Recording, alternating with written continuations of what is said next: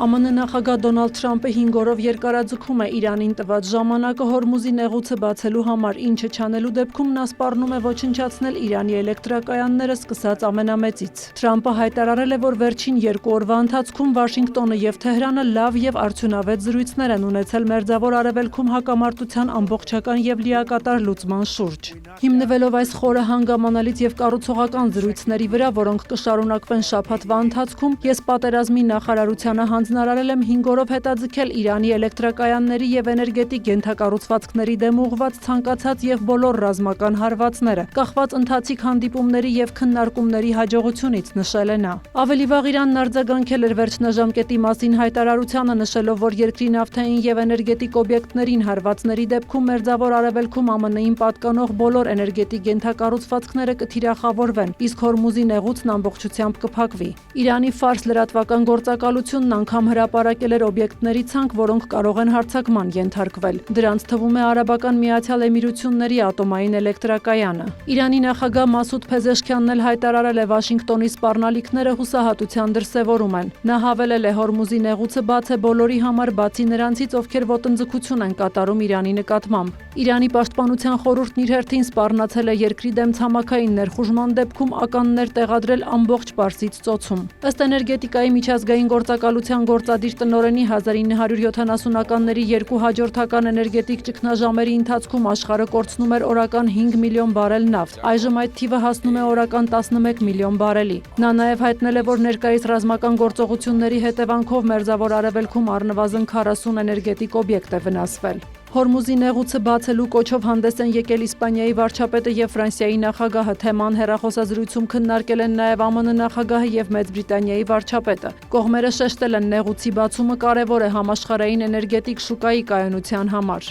Զուգահեռ շարունակվում են փոխադարձ հարվածները։ Իսրայելի բանակը հայտնել է Իրանի ենթակառուցվածքներին լայնածավալ հարվածներ հասցնելու մասին։ Թիրախավորվել է Թեհրանը։ Հարձակման է ենթարկվել նաեւ Թասնիմ լրատվական գործակալությունը, կա 1 զոհ, 1 վիրավոր։ Ընդհանուր առմամբ պատերազմի ավելի քան 3 շաբաթվա ընթացքում Իրանում զոհերի թիվը գերազանցել է 1500-ը։ Թեհրանն էլ թիրախավորել է Իսրայելի կենտրոնական եւ հյուսիսային հատվածները։ Ավելի վաղ Իրանը հարվածներ էր հասցրել Իսրայելի Արադ եւ Դիմոնա քաղաքներին, որոնք գտնվում են Նեգևի միջուկային հետազոտությունների կենտրոնի մերձակայքում։ Հարվածներն իրականացվել են ի պատասխան Նաթանզի միջուկային օբյեկտի վրա հարձակման։ Իսրայելում վերջին 1 օրվա ընթացքում հարվածների հետևանքով 1 մարդ է զոհվել, ավելի քան 160-ը վիրավորվել։ Երկրում զոհերի ընդհանուր թիվը հասել է 16-ի։ Հրթիռներ եւ անօդաչուներ են որսացել նաեւ Բահրեյնում, Արաբական Միացյալ Էմիրություններում, Սաուդյան Արաբիայում, Քուվեյթում։ Իսրայելը նաեւ շարունակում է ռազմական գործողությունները Հեզբոլլահի դեմ։ Լիբանանի հարավում հերթական կամուրջն է պայթեցվել խմբավորման տեղաշարժին խոչընդոտելու համար։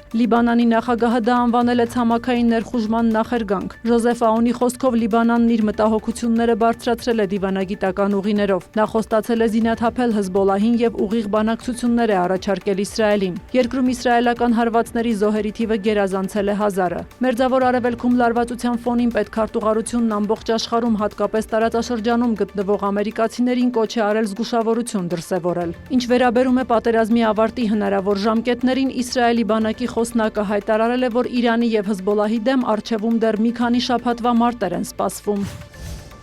Ռազմական գործողությունները շարունակվում են նաև Մոսկվայի եւ Կիևի միջև։ Ռուսաստանի պաշտպանության նախարարությունը հայտնել է տարբեր մարզերում ուկրաինական մոտ 250 անօդաչու խոցելու մասին։ Կան վիրավորներ։ Երկրի մի քանի օդանավակայանում ժամանակավորապես դադարեցվել են թռիչքները։ Հարվածների է ենթարկվել նաև Ուկրաինան, կան զոհեր եւ վիրավորներ։ Զուգահեռ շարունակվում է բանակցային գործընթացը։ Մարտի 21-ին եւ 22-ին ամերիկյան եւ ուկրաինական պատվիրակությունները Ֆլորիդայում բանակցությունների հերթական փուլն են անցկացրել։ Ըստ ուկրաինական պատվիրակության ղեկավար Ռուստեմ Ումերովի քննարկվել են Ուկրաինայի անվտանգության երաշխիքները եւ ռուսական կողմի հետ ռազմագերիների փոխանակումը։ Նրա խոսքով դիրքորոշումների համաձայնեցման հարցում կա առաջընթաց։ ԱՄՆ նախագահի հատուկ բանագնաց Սթիվ Ուիթքոֆն ավելի վաղ հայտնել էր ուկրաինական կողմի հետ կառուցողական բանակցությունների մասին։ Ուկրաինայի նախագահ Վոլոդիմիր Զելենսկին իր հերթին հայտարարել է, որ կան Մոսկվայի հետ ռազմագերիների փոխանակումը շարունակելու վերաբերյալ ազդանշաններ։ Նա շեշտել է, ամերիկյան կողմի ուշադրությունն այժմ կենտրոնացած է Իրանի շուրջ իրավիճակի վրա, սակայն Ուկրաինայի դեմ Ռուսաստանի պատերազմը եւս պետք է ավարտել։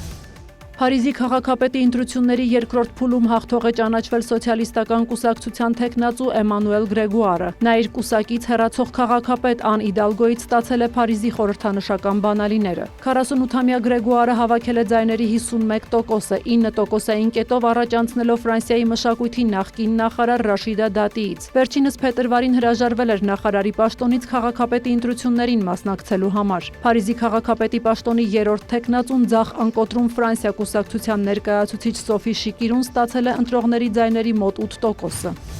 Air Canada ավիաընկերությանը պատկանող ինքնաթիռը Նյու Յորքի Լագուարդիա օդանավակայանում վայրէջք կատարելիս բախվել է հրշեջ մեքենայի, որի հետևանքով զոհվել են 2 օդաչուները, տասնյակ մարդիկ վիրավորվել են։ Ինքնաթիռը կեսգիշերին մոտ բախվել է հրշեջ փրկարարական մեքենային, երբ վերջինս արձագանքում էր օդանավակայանում մեկ այլ միջադեպի։ Օդանավակայանը ժամանակավորապես փակվել է միջադեպի մանրակրկիտ հետաքննության համար։ Վթարի պահին ինքնաթիռում եղել է 72 ուղևոր եւ անձնակազմի 4 անդամ։ Նրանցից 41-ը տեղափոխվել են հիվանդանոց, 32-ը դուրս են գրվել։ Հրշեջ մեքենայում գտնվող 2 անձ եւս հոսպիտալացվել են, նրանց վիճակը կայուն է։ Սյուզաննա Չրաղյան, լուրեր։